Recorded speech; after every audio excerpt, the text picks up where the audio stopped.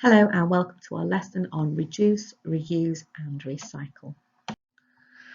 Okay, so first of all, reducing. Reducing means we don't use as much in the first place. And if we don't use as much in the first place, we don't buy as much in the first place, then we're not making as much in the first place because nobody will make something that people aren't going to use. And that's important because the vast majority of the materials we use come from limited raw materials or finite raw materials. These materials will not go on forever. We can't grow more plastic. That comes from crude oil. We can't grow more metal. Once it's gone, once it's used, it's gone forever. And even once we have those materials, the energy we need for extracting them out of the rock and then processing them, making them into something useful, is still coming from the burning of fossil fuels to get the energy we need to run factories. So this entire process is unsustainable, and reducing what we're doing will definitely be more sustainable. So because these materials and the energy sources we're using are limited or finite, we need to reduce the use of these resources. Why? Well, simply because we don't want them to run out. Okay, if we keep using them at the rate we're using, we are going to run out. We've already talked about life cycle assessments, obtaining these raw materials, actually getting them from the earth. Look at this, the quarrying and the mining, massive environmental impacts. Obviously it looks ugly, but there's a load of air pollution there, a load of visual pollution, but it destroys habitats for wildlife. It's not going to be a good thing. So again, reducing what we're using is reducing the damage all the way back to just digging it out the ground. So what could you think about when you talk about the environmental impacts and why reducing is important? Well, and this feeds into your life cycle assessments, which we've just talked about in a previous lesson. So noise pollution, dust pollution, so that's air pollution. Visual pollution is it looks ugly. Water mixing with metal ores in the ground can cause acidic water, and that pollutes water sources. So that's going to destroy wildlife in and of itself. It's going to make drinking water not drinkable, and of course it destroys habitats. So what does reducing actually mean then? What are we talking about when we're talking about sustainable? So sustainable development or sustainable living is meeting the needs of the current generations without compromising or stopping the ability of future generations to meet their own needs. So sustainable development or sustainable living requires that we reduce the resources that we are using. So it's considering the future and making sure there's some left over for your children and your children's children. So the 3 R's of sustainable development are reduce, reuse and recycle. We need to know these in detail. So we've looked at reduce. Okay, so they reduce the demand of our limited resources of materials and the energy. So both the materials and the energy, and you can see why this feeds very much into your life cycle assessments. The 3 R's also reduce the amount of waste produced. So it's talking about reducing landfill and reducing the pollution to the surroundings. So let's look at each of these then. Let's look at reuse.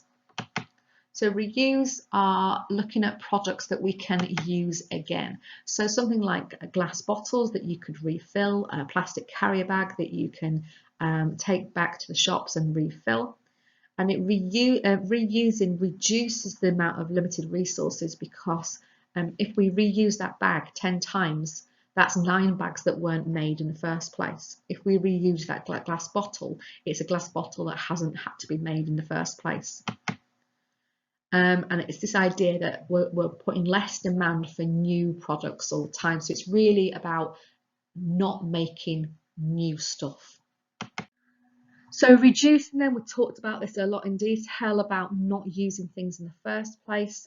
So again, if we are reusing, we are also reducing the amount of new products needed.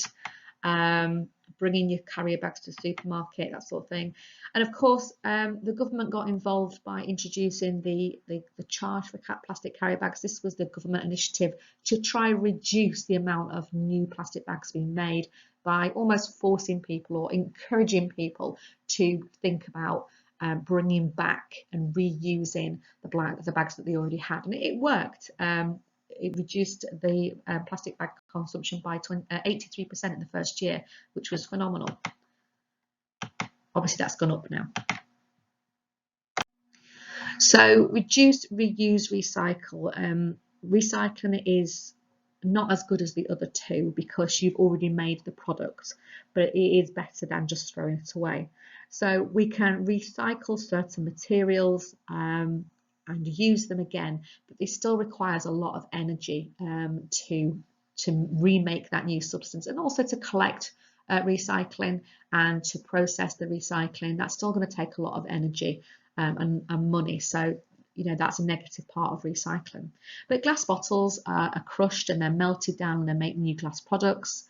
And metals can be recycled. Some metals can't be, or you've got to be careful with metals because they do, as they're recycled, they do corrode and they get weaker. So you have to be careful, but you can recycle metals and form them into different products.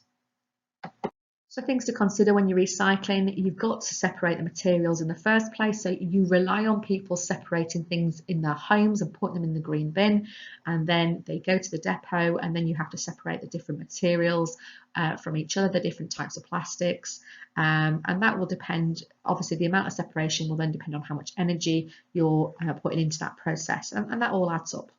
So I did say you've got to be careful with metal recycling, but here's an example of when it goes right. So a metal recycling example. So iron obviously is extracted from its ore at the blast furnace, and then we can make steel, which is adding a bit of carbon to make an alloy, which is much more flexible, much more useful. And we use steel for all sorts of things. So the obvious ones: cutlery, stainless steel. Household appliances are often made of steel. The outside of your fridge, that's going to be steel.